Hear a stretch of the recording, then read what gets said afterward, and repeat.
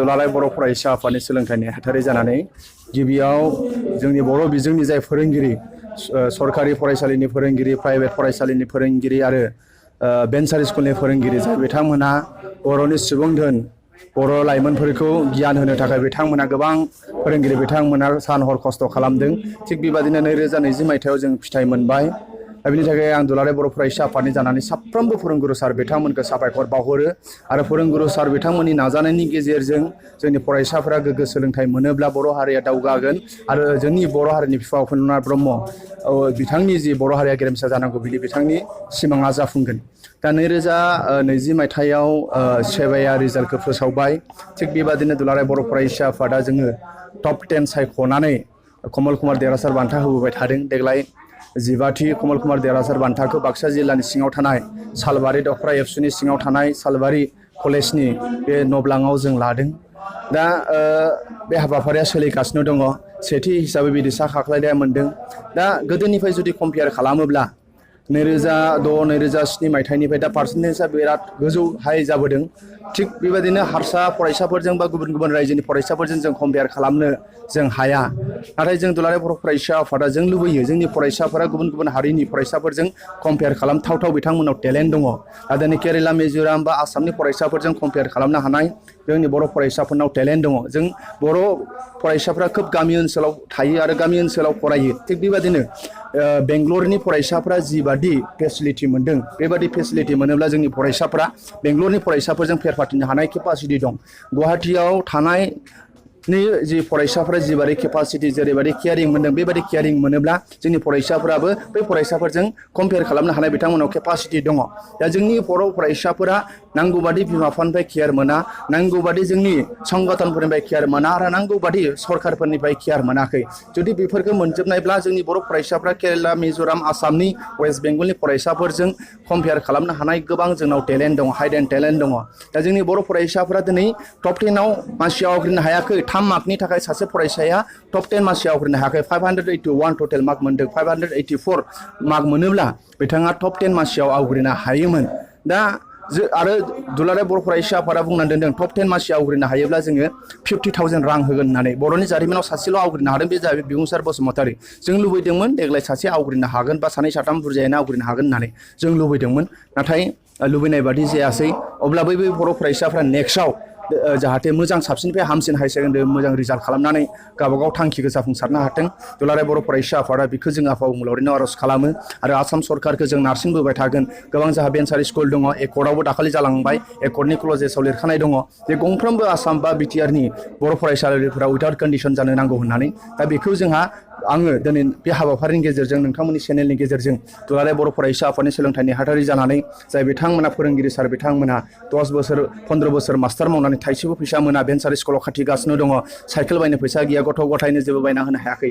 बै फोरोंगुरु सार बिथांमोनखौ मान होयो आरो बै फोरोंगुरु सार बिथांमोनजों दुलाराय बर' फरायसा आफादा जों अरायसम गसंफागोन आरो उइदाउट कन्डिसन दाखालि जिहेतु एकर्डआ जालांखांबाय बिनि थाखाय बर' फरायसालिया नार्सारिनिफ्राय एकदम थाखोसिनिफ्राय लानानै इउनिभारसिटिसिम जि बर' साबजेक्टफोराव बर' फरायसालिफोराव जेंना दङ बेखौ आसाम सरकारा सुफुंनानै होथारनो नांगौ। बेनि थाखाय जोङो अरायसम फोरोंगुरु सार बिथांमोनजों दंफायो आरो बे क्लजेसखौ जि एकर्डखौ इमप्लिमेन्ट खालामब्लानो जोंनि गंफ्रोमबो फरायसालिफोरा सरकारि जाजोबगोन। बेखौ जों दुलाराय बर' फरायसा आफादा फोथायो। ओंखायनो नोंथांमोननि चेनेलनि गेजेरजों साफ्रोमबो फोरोंगुरु सार बिथांमोनखौ आङो खावलायहरो जाहाथे गोसोखौ एसेबो बायनो नाङा आरो फोरोंबाय थाथ'। फोरोंगुरु सार बिथांमोननि नाजानायनि गेजेरजों बर' हारिया गेरेमसा जागोन। थिग आसाम सरकारा गोबां जोंखौ नायनो नांगौमोन। उइदाउट साइन्स टिचार सानखान्थिनि फोरोंगिरि गैया, इंराजिनि फोरोंगिरि गैया आरो गोरलै बिगियाननि फोरोंगिरि गैयामालासिनो जोंनि बर' गथ'फ्रा दिनै 90% मोनदों, जोंनि बर' फरायसाफ्रा दिनै 80% मोनदों। जुदि जोङो मास्टारफोरखौ मोनजोबनायमोनब्ला बिजाबखौ सम मथे मोनजोबनायब्ला दुलाराय बर' फरायसा आफादा जोङो फोथायो जोंनि बर' फरायसाफ्रा साबसिननिफ्राय हामसिन रिजाल्ट खालामगौमोन। दिनै दुलाराय बर' फरायसा आफादनिफ्राय जानानै बर'नि मोनफ्रोमबो आफादफोरखौ जों खावलायहरो। दिनै बर'फोरनि बयनिफ्राय देरसिन धोनानो जाबाय जोंनि बर' फरायसाफोरा।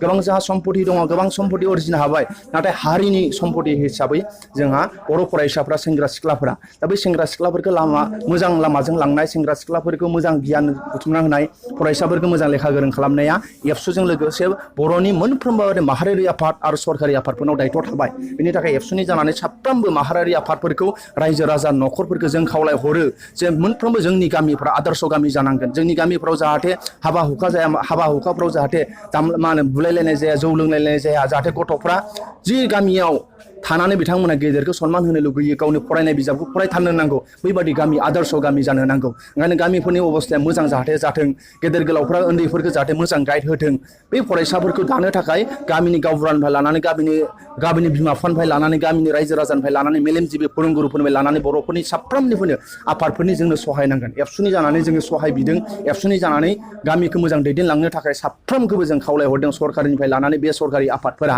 अब्लासो बर' लाइमोनफोरा मोजां जागोन दिनै बर' लाइमोनफोरखौ मोजां खालामनो हायोब्लासो बर' हारिया गेरेमसा जागोन दिनै जोंनि हारिखौ गिगोन होनोब्ला दिनै बर' फरायसाफोरखौ जों गोबां engineer IAS officer IPS officer जोङो दरननो हाथारनांगोन ACS officer Assam police officer बेफोरखौ जों दरननो हाथारनांगोन आरो हायिनि खोथा गैया हाथारो दिनै ट्राइबेल मानसिफोरा गोबां सोलोंथाइ मोन्दों मिज'रामाव दिनै ट्राइबेल मानसिफोरा नागाफ्रा बिराद सोलोंथाइ मोन्दों दिनै मा होनो भारतनि माखासे मानसिफोरा जोंबादि मानसिफोरानो गोबां सोलोंथाइ बिथांमोनहा मोन्दों ओंखायनो बर'नि फरायसाफोरनावबो टेलेन्ट दङ दिनै जोंनि बर' फरायसाफ्रा दिनै बिमा बिफाया जौ लोंनानै बिमा बिफाया फरायनो खावलाया बिमा बिफाफ्रा नांगौ बादि बिथांनो केयार लानो हाया दिनै सरकारि फरायसालियाव फरायनानै दिनै 90% मोननाय जोंनि बर' गथ'फोर दङ अल साबजेक्ट लेटार मोननाय अंक'आव 100 मोननाय एडभान्स मेथामेटिक्सआव 100 मोननाय इंराजियाव गावनि बर' बिजों फरायनानै इंराजियाव 99 नम्बर मोननाय जोंनि बर' गथ'फोरनाव टेलेन्ट दङ दा ओंखायनो बै टेलेन्ट गथ'फोरा जोंना आनइउस जागासिनो दं गामि ओनसोलाव बिमा बिफानि नांगौ बादि केयार मोनैनि थाखाय गामि ओनसोलाव